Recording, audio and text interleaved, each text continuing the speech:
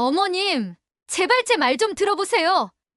저 정말 바람 안 피웠어요. 다 동수 씨가 그 사람이 꾸민 짓이라고요. 쩌렁쩌렁한 그 목소리가 제가 있는 VIP 병실 복도를 울렸습니다. 그 아이 윤지혜였습니다. 듣자 하니 병원 안내실을 통해 제 면회를 요청했다가 거절당하고 12층 로비에서 버티고 있었다고 합니다. 마침 동수가 제 저녁 식사를 챙겨주고 병실을 나서려던 참이었는지 육중한 추인문이 잠시 열린 그 틈을 그 아이가 기어코 파고들었습니다. 윤지혜, 네가 감히 여길! 동수가 앞을 가로막았지만 그 아이는 막무가내였습니다. 옆에 있던 제 개인 간병인이 놀라 약병이 든 쟁반을 떨어뜨리며 벽에 달린 응급벨로 손을 뻗었습니다. 5년입니다. 자그마치 5년 만에 나타난 전 며느리. 행색은 또 어찌나 초라한지. 그 아이의 절규를 듣는 순간 제 머릿속에는 5년 전 그 사진 한 장이 불에 그은 낙인처럼 되살아났습니다. 낯선 남자 차에서 환하게 웃던 그 얼굴. 그 뻔뻔한 얼굴을 죽기 전에 다시 보게 될 줄은 몰랐습니다. 비켜. 나 어머님한테 꼭 드려야 할 말씀이 있단 말이야? 동수 씨, 당신도 무섭지? 어머님, 저 좀 보세요.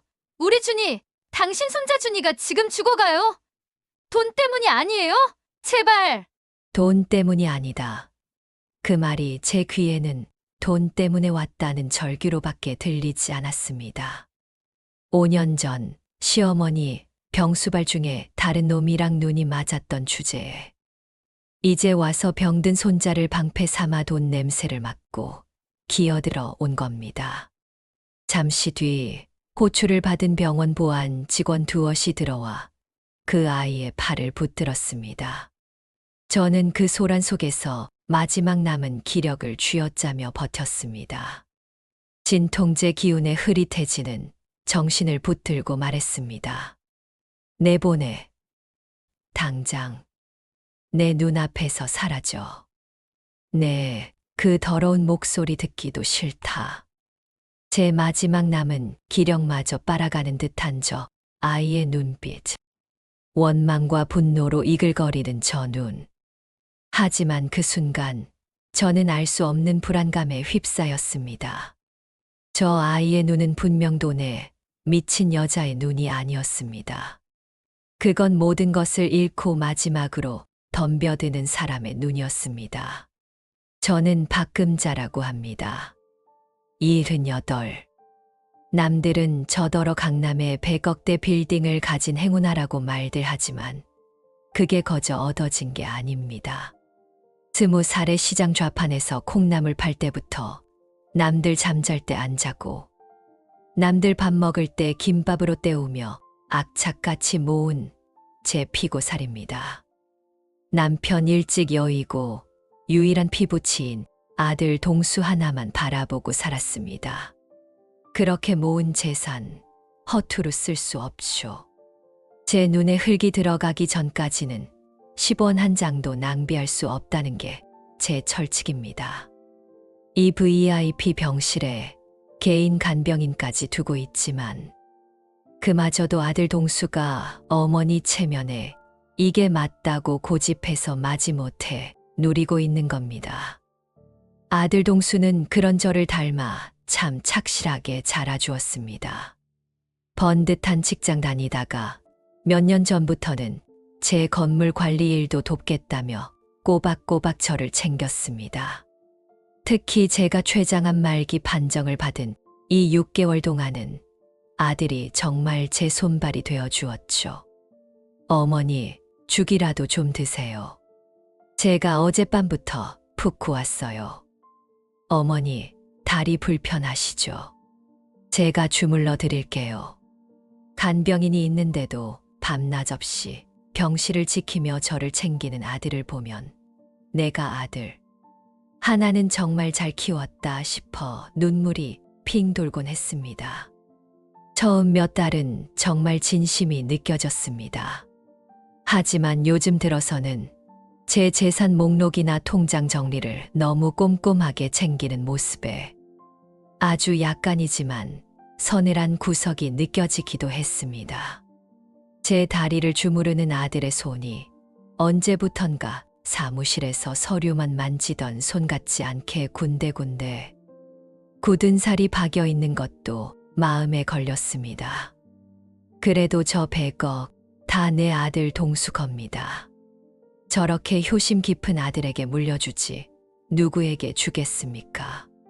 그래서 5년 전 그 끔찍한 일을 저지른 며느리 윤지혜를 저는 용서할 수가 없습니다. 그때도 제가 몸이 안 좋아 병원에 잠시 입원해 있었을 때였죠. 동수가 제게 동남아 플랜트 수주 사업을 해보고 싶다며 5억만 빌려달라고 찾아왔었습니다. 저는 당연히 거절했죠. 쓸데없는 소리 마라. 내 돈은 10원도 안 된다. 내 능력으로 살아. 그렇게 5억을 거절하고 불과 한 달도 되지 않았을 때였습니다. 자체 빚 독촉이 시작됐다는 말과 거의 동시에 동수가 헬쑥해진 얼굴로 저를 찾아왔습니다. 손을 부들부들 떨면서 사진 한 장을 내밀더군요. 어머니, 저 지혜 씨가. 사진 속에는 지혜가 낯선 남자의 차에 올라타는 모습이 그것도 아주 환하게 웃으면서 찍혀 있었습니다. 밤늦은 시간이었습니다. 이게 다 뭡니까? 제가 소리를 버럭 지르자 동수가 제 손을 잡으며 눈물을 꾹 참더군요. 어머니, 이것 말고도 더러운 게 많아요. 하지만 어머님 건강 생각해서 제가 다 찢어버렸습니다. 제가 다 처리할게요. 저 여자, 저희 집에 발도 못 붙이게 할 겁니다. 어머니는 그냥 저만 믿고 아무것도 신경 쓰지 마세요. 그때 저는 아들이 얼마나 상심이 클까 그 생각뿐이었습니다. 어미를 걱정해서 더러운 증거들을 다 치우고 이혼 절차까지 혼자 다 감당하겠다는 아들이 기특하고 또 한편으론 그 천하의 몹쓸 년에 대한 분노로 치가 떨렸습니다. 시어머니 병수발 중에 바람이라니. 그것도 모자라 이혼 얘기가 나오자 위자료를 두둑이 챙기려 들었다는 아들. 말을 듣고는 제가 직접 사람을 시켜 그 아이를 쫓아냈습니다. 다시는 내 아들, 내 손주 앞에 나타나지 마라. 털끝 하나라도 보이면 내년이 한 짓, 온 세상에 다 까발릴 줄 알아. 그렇게 쫓겨났던 그 아이가 5년 만에 그것도 제 임종을 앞두고 나타난 겁니다. 병든 손자를 앞세워서 말입니다. 병실에서 소란을 피우다 결국 보안 직원들에게 끌려나간 뒤 병실에는 다시 무거운 침묵이 찾아왔습니다. 어머니 괜찮으세요? 저것 때문에 놀라셨죠. 제가 다시는 얼씬도 못하게 단단히 조치하겠습니다. 어휴, 돈 무서운 줄은 안다니까요. 어머니 유산 노리고 저러는 거 빤히 보이지 않습니까? 동수가 제 이마에 찬 수건을 올려주며 말했습니다. 맞습니다.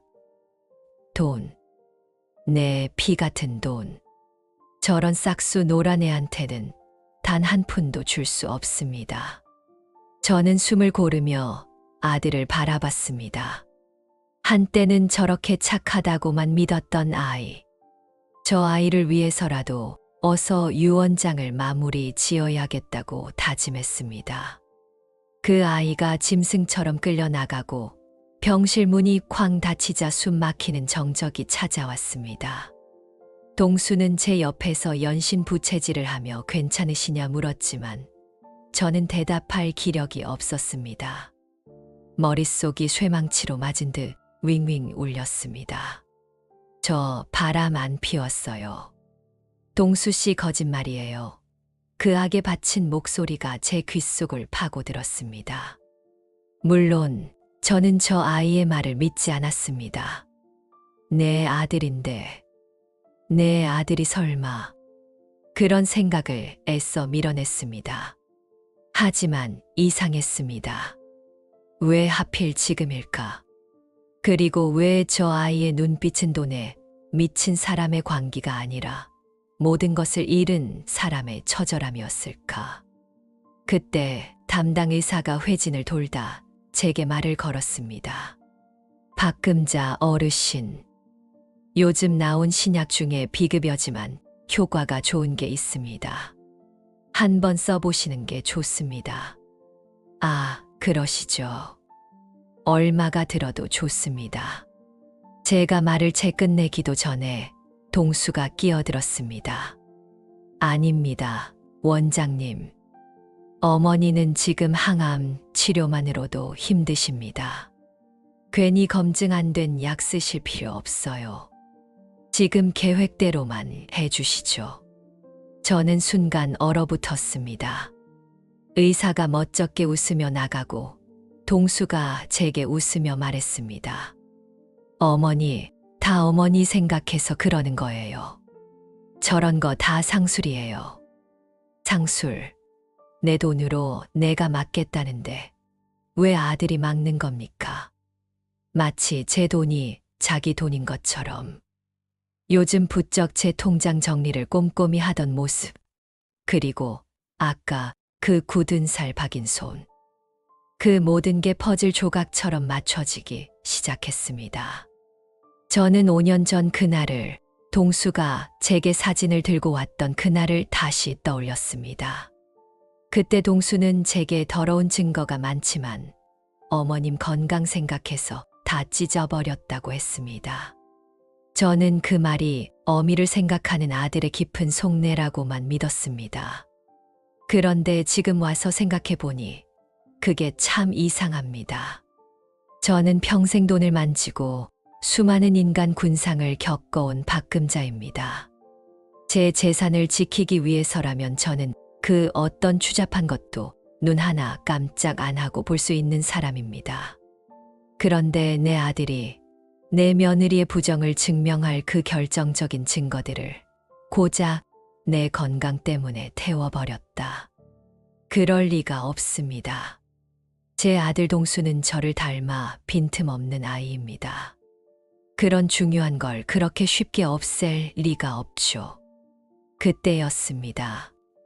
5년 전 동수가 그 동남아 플랜트 수주 사업건으로 저한테 5억을 빌리러 왔다가 거절당했던 그 기억이 퍼뜩 떠올랐습니다. 그리고 정확히 한 달 뒤 며느리의 바람 소동이 터진 겁니다. 설마 아닐 겁니다. 내 아들인데. 그래도 이 박금자는 확인을 해야 직성이 풀리는 사람입니다. 저는 진통제가 듣는 그 짧고 맑은 순간을 기다렸습니다.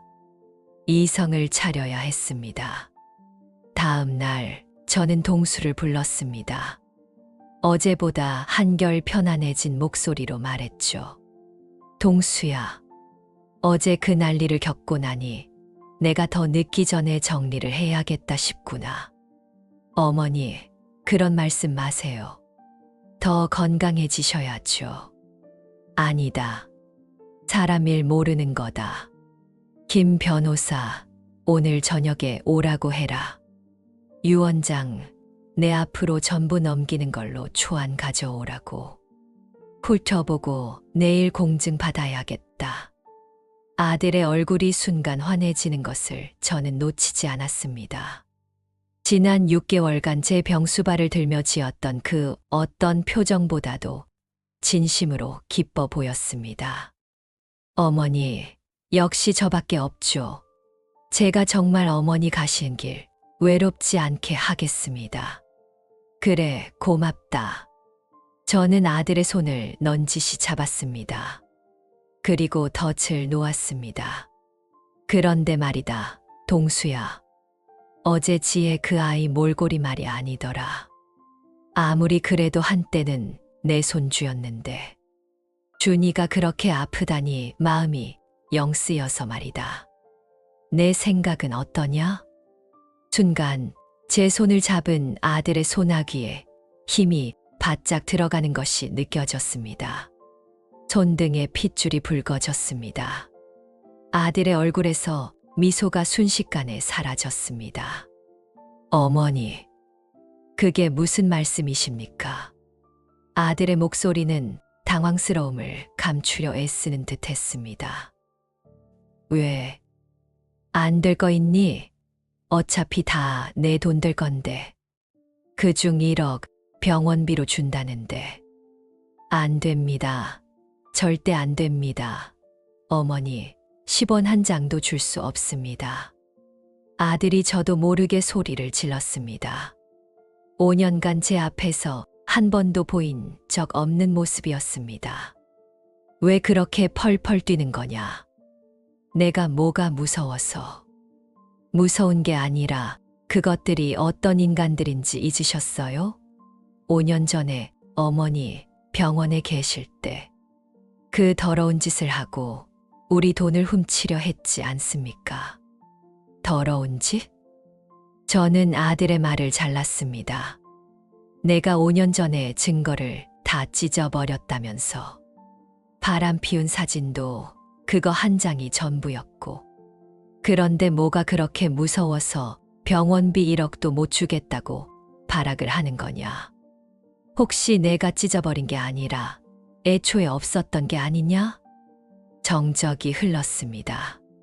아들의 눈이 지진이라도 난 듯 흔들렸습니다. 입술을 파르르 떨며 저를 쳐다보는데 그 얼굴에서 지난 5년간 제가 알던 아들의 모습이 깨끗이 사라졌습니다. 그건 효자의 얼굴이 아니었습니다. 자신의 모든 계획이 들통날까봐 두려움에 떠는 낯선 사내의 얼굴이었습니다. 무슨 그런 섭섭한 말씀을 하십니까? 제가 어머니를 어떻게 모셨는데. 김 변호사. 저는 아들의 말을 무시하고 인터폰을 눌렀습니다. 아니, 지금 부르시게요? 저녁에 오시라면서요. 아니, 지금 당장 오라고 해라. 유언장 고쳐야겠다. 공증은 보류해. 어머니, 갑자기 왜 그러세요? 제가 뭘 잘못했다고. 어머니, 저는 눈을 감았습니다. 감히 이 박금자를 속여 내 피 같은 100억 재산을 통째로 삼키려고 제 마누라한테 누명을 씌우고 제 새끼까지 내팽개치고 5년을 이 늙은 어미 앞에서 효자 연극을 해. 용서할 수 없었습니다. 그건 내 아들이 아니었습니다. 그건 내 돈을 노리는 가장 추악한 도둑놈이었습니다. 병실 문이 닫히고 내 아들이 쫓겨난 그 자리를 한참이나 멍하니 바라봤습니다. 배신감. 그렇습니다. 100억 재산이 아까운 게 아니었습니다. 내가 평생을 바쳐 키운 아들이 고작 그 돈 때문에 5년이란 세월을 나를 완벽하게 속였다는 그 사실이 뼈를 깎는 것보다 더 아팠습니다. 췌장암의 고통은 이 배신감에 비하면 아무것도 아니었습니다. 어머니, 제가 다 설명하겠습니다. 그 애가 마지막으로 발악하던 목소리를 무시하고 저는 경호원에게 손짓해 끌어내게 했습니다. 내 눈앞에서 치워. 다시는 내 허락 없이는 이 병실에 발도 들일 생각 말라고 해. 이제 이 병실에서 내 편은 아무도 없었습니다.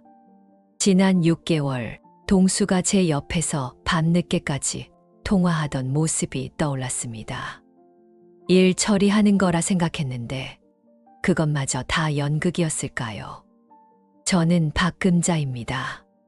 평생을 홀로 싸워 이 재산을 일군 사람입니다. 동정이나 눈물 따위로 연명해 온 인생이 아닙니다. 저는 아들이 나간 그 자리를 냉정하게 바라보며 생각했습니다.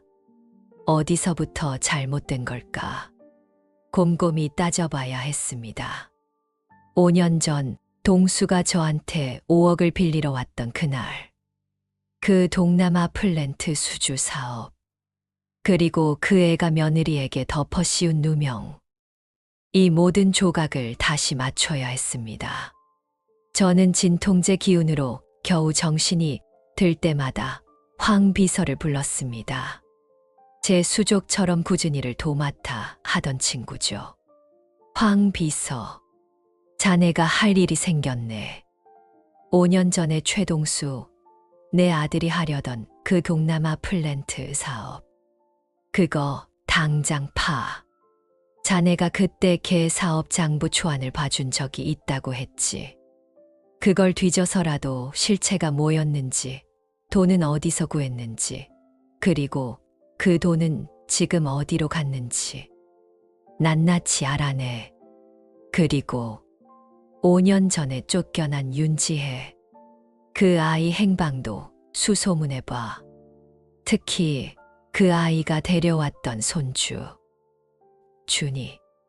그 애 병이 진짜인지 상태가 어떤지 그것도 알아봐. 저는 황 비서에게 이 두 가지를 지시했습니다. 저는 윤지혜 그 아이를 믿어서가 아닙니다. 그저 내 손자가 맞다면 내 핏줄이 길바닥에서 죽어가는 꼴은 볼 수 없다는 이 박금자의 마지막 자존심 때문이었습니다. 며칠이 걸리지 않았습니다. 황 비서가 과거 동수의 장부 흔적을 뒤진 덕분이었죠. 그가 두툼한 서류 봉투를 들고 병실로 찾아왔습니다. 회장님, 윤지혜 씨는 찾았습니다. 지금 손주 입원한 대학병원 근처 반지하방에서 지내고 있었습니다. 병원 청소며 식당 설거지며 온갖 아르바이트로 버티고 있었습니다. 손주 준이, 그 아이는 지금 소아 중환자실에 있습니다. 병명은 뭐 이름도 어려운 희귀병인데 당장 수술하지 않으면 위험하다고 합니다. 병원비가 수억 대라고 합니다. 저는 눈을 감았습니다. 그 아이의 말이 사실이었던 겁니다. 그리고 최동수 씨 건입니다. 황 비서가 잠시 망설이다가 서류 한 장을 꺼냈습니다. 5년 전 그 사업, 전형적인 사기였습니다. 동업자가 투자금만 받고 잠적했습니다. 그래서 빚은 은행에서 빌렸나? 아니었습니다. 회장님께 거절당한 직후에 미래 캐피탈이라는 곳에서 5억을 빌렸습니다. 미래 캐피탈. 이름은 번지르르 했지만 사실상 시장 바닥에서 가장 악랄하다는 사채업자였습니다. 제 숨이 턱 막혔습니다. 그럼 그 빚은 어떻게 됐나? 내 아들이 갚을 능력이 없었을 텐데. 그게 이상합니다, 회장님. 그 막대한 빚이 변제된 게 아닙니다. 정확히는 윤지혜 씨와 이혼 서류에 도장을 찍은 날. 그 다음 날부터 원금 상환이 유예됐습니다. 대신 이자만 겨우 갚고 있더군요. 이걸 담보로 잡았습니다. 황 비서가 내민 것은 자산 양도각서 사본이었습니다. 제 아들 최동수가 어미 박금자의 사망 시 상속받을 재산, 즉 제 100억짜리 빌딩의 권리를 미래 캐피탈에 최우선 양도하겠다는 법적 효력도 없는 불법적인 사문서였습니다. 사채업자들이 압박용으로 받아낸 것이 틀림없었습니다. 마치 이혼 자체가 담보가 되고 회장님의 유산을 미리 당겨 판 것처럼 타이밍이 기가 막힙니다. 이 각서 때문에 5년간 이자만 갚으며 버텨온 겁니다.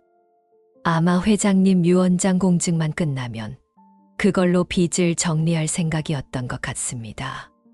저는 그 말을 듣는 순간 모든 퍼즐이 맞춰지는 기분이었습니다.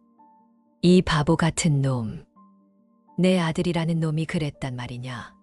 사채 5억을 쓰고 사기를 당하자 그 빚을 갚을 길이 없으니 제 마누라를 내쫓는 조건으로 사채업자들과 거래를 한 겁니다. 그리고는 이 어미한테 돌아와 5년간 효자 노릇을 하며 100억 유산을 받아 그 구멍을 메우려 했던 거죠. 저는 모든 것을 결정했습니다. 이 추악한 연극의 판을 제가 직접 뒤엎어야 했습니다. 황 비서, 당장 김 변호사에게 연락해. 유 원장 초안, 새로 들고 오라고 해. 공증인은 내일 아침 10시로 약속 그대로 잡고. 회장님, 그럼 상속은요? 그리고 윤지혜, 그 아이. 지금 당장 이 병실로 데려와. 내 손주 병원비 서류 전부 챙겨서 오라고 해. 이제 이 재산의 주인은 바뀔 겁니다. 감히 나를 속인 아들에게는 단 한 푼도 줄 수 없습니다. 차라리 내 핏줄인 손주에게 모두 물려주고 그 멍청한 며느리에게 관리를 맡기는 한이 있더라도 그게 이 박금자의 마지막 자존심을 지키는 길이었습니다. 저는 이 결정이 이 모든 비극을 바로잡는 최선의 길이라고 그렇게 굳게 믿었습니다. 저는 그 자리에 얼어붙었습니다. 핏기가 가시는 게 이런 거구나. 손끝에서부터 피가 전부 빠져나가 100억짜리 빌딩이 아니라 텅 빈 잿더미가 되어 무너져 내리는 기분이었습니다. 링거 바늘이 꽂힌 제 팔이, 암세포가 퍼진 제 몸뚱이가 아픈 게 아니었습니다. 제 지독한 탐욕이, 제 비틀린 모정이 갉아먹은 것은 제 몸이 아니라 제 아들의 인생, 제 며느리의 행복, 제 손주의 목숨이었습니다. 어머님, 제발 우리 준이 좀 살려주세요. 윤지혜, 그 아이가 제 침대맡으로 다가와 무너졌습니다. 그제야 저는 보았습니다. 5년간 제 아들이 흘렸을 피눈물을, 5년간 이 아이가 견뎌냈을 지옥을, 그 모든 것을 제 손으로 돈 5억이 아까워 만들어냈다는 것을. 저는 떨리는 손으로 황 비서를 호출하는 버튼을 눌렀습니다. 제 목소리가 제대로 나오는지도 몰랐습니다. 황 비서, 지금 당장 주니 내 손주 입원한 병원 원무과에 연락해. 수술비, 치료비 얼마가 들든 당장 이체해. 당장 수술시키라고 해. 내 이름으로. 아니, 저는 지혜를 바라봤습니다. 최동수, 내 아들 이름으로. 당장. 황 비서가 전화기 너머로 당황하는 기색이 역력했지만 저는 소리를 질렀습니다. 당장 하라면 해. 지혜가 그 자리에 주저앉아 소리 죽여 울기 시작했습니다. 하지만 저는 그 아이를 위로할 자격조차 없었습니다. 저는 그 아이에게, 그리고 내 아들에게 가장 끔찍한 사채업자였습니다. 미래 캐피탈이 아니라 바로 이 박금자가 괴물이었습니다. 그놈 동수는 지금 어딨는 게냐. 제 물음에 지혜가 울음을 삼키며 고개를 들었습니다. 밤새 대리운전하고 지금 아마 병원 근처 고시원에서 쪽잠 잘 거예요. 병간호한다고 방도 뺐어요. 가슴이 찢어지는 것 같았습니다. 내 100억짜리 빌딩을 관리한다던 아들은 밤마다 남의 차나 몰면서 어미의 병실 바닥에서 쪽잠을 자며 5년을 버텨온 겁니다. 찾아와. 황 비서 시켜서 아니, 내가 가서 당장 그놈 멱살을 잡아서라도 데려와. 이 어미 마지막으로 그놈 얼굴은 보고 가야겠다. 지혜는 황 비서가 건넨 차비 봉투를 받아들고 제게 90도로 허리를 숙여 인사한 뒤 뛰쳐나갔습니다. 1시간이었을까요? 아니면 영원처럼 느껴지는 시간이었을까요? 병실 문이 거칠게 열리고 땀 냄새와 먼지 냄새에 찌든 내 아들 최동수가 비틀거리며 들어왔습니다. 어제 제가 쫓아냈던 그 말쑥한 효자의 모습이 아니었습니다. 며칠은 굶은 사람처럼 퀭한 눈, 기름진 머리, 구겨진 점퍼. 그제야 저는 제 아들의 진짜 얼굴을 보았습니다. 어머니, 이게 다 무슨, 지혜 씨가 왜? 동수는 지혜를 보고 저를 보고 모든 게 끝났다는 표정으로 그 자리에 무너졌습니다. 어머니, 죄송합니다. 제가 죽을 죄를 졌습니다. 어머니, 아들이 제 침대 발치에 엎드려 통곡했습니다. 저를 속인 것이 미안해서가 아니라 자신을 지키지 못한 것이, 자신의 가족을 지키지 못한 것이 분해서 우는 울음이었습니다. 저는 마지막 남은 힘을 쥐어짜 침대맡에 놓여있던 새 유언장 초안을 집어들었습니다. 그리고 내 아들을 향해, 그 아이가 엎드려 있는 바닥을 향해 힘껏 집어 던졌습니다. 아니다.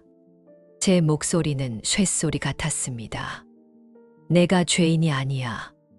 동수가 고개를 들었습니다. 지혜도 울음을 그치고 저를 바라봤습니다. 이 박금자가, 이 어미가 죄인이다.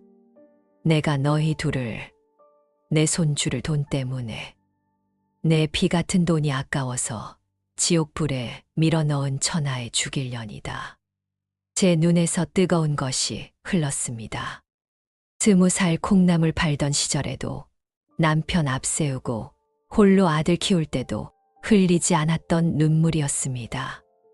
동수야, 지혜야, 내가 잘못했다. 그 한마디가 제 평생을 짓누르던 100억의 무게보다 더 무거웠습니다. 저 유언장 찢어버려라. 김 변호사, 원래대로, 그냥 원래대로 해.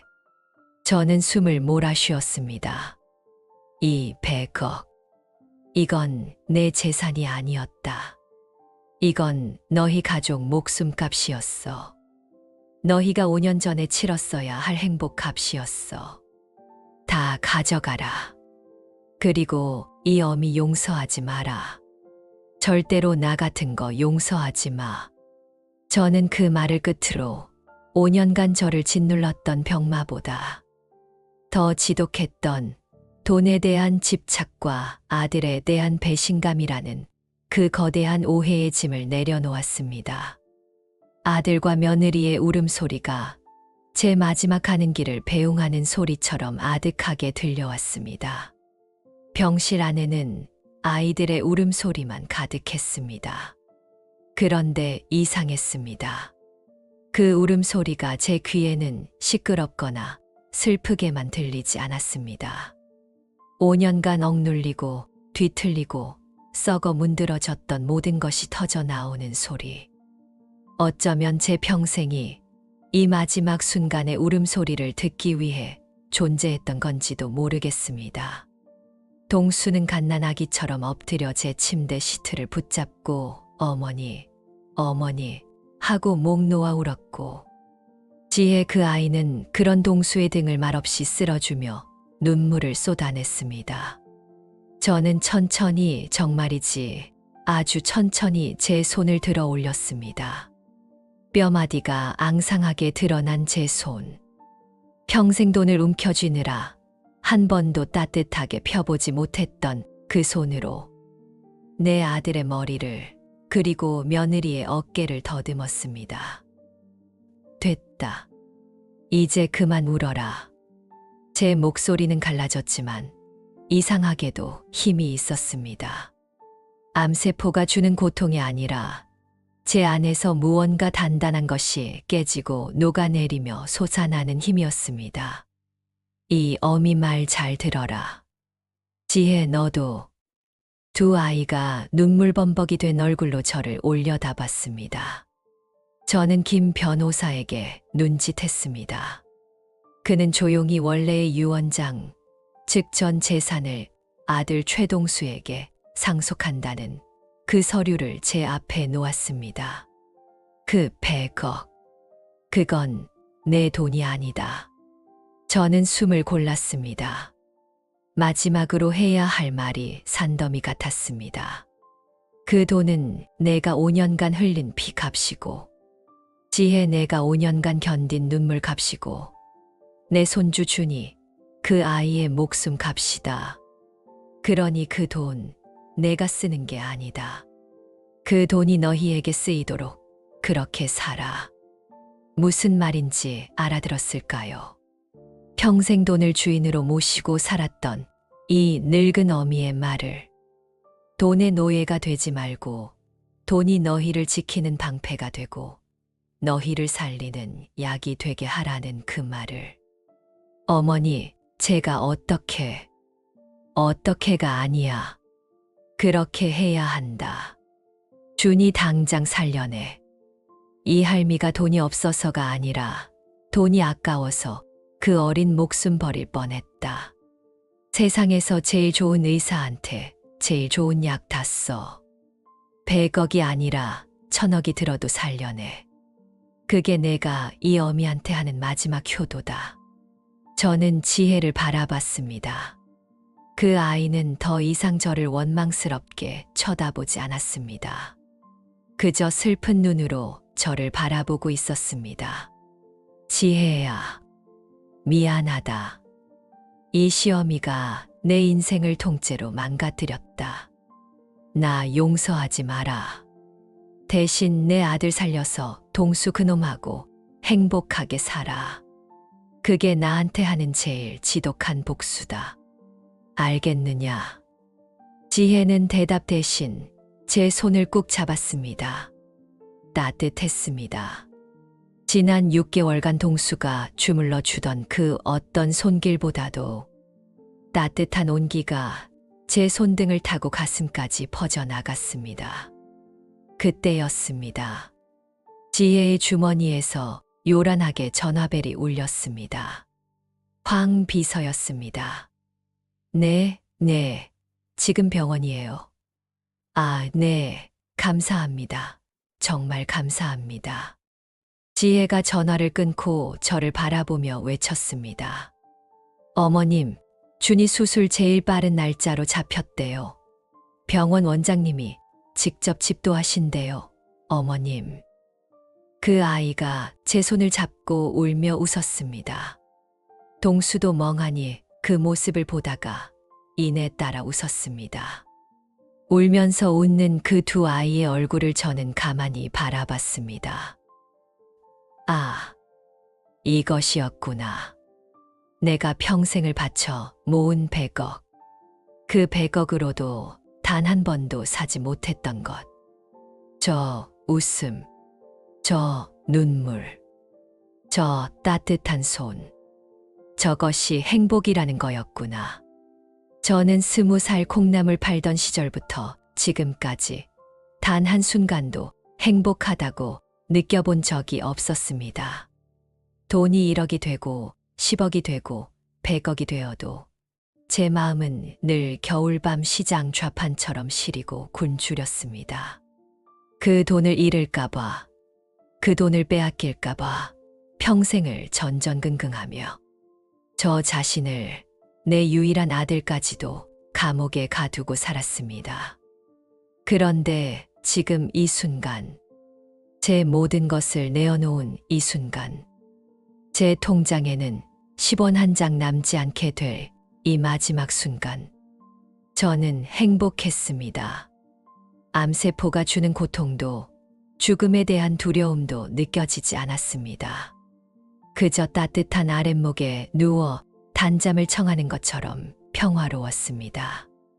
내 아들은 나를 속인 배신자가 아니라 가족을 지키려던 바보였고, 내 며느리는 돈에 미친 쌍년이 아니라 아들을 살리려던 강한 어미였습니다. 그 모든 것을 내 돈이 가리고 있었던 겁니다. 내 지독한 탐욕이.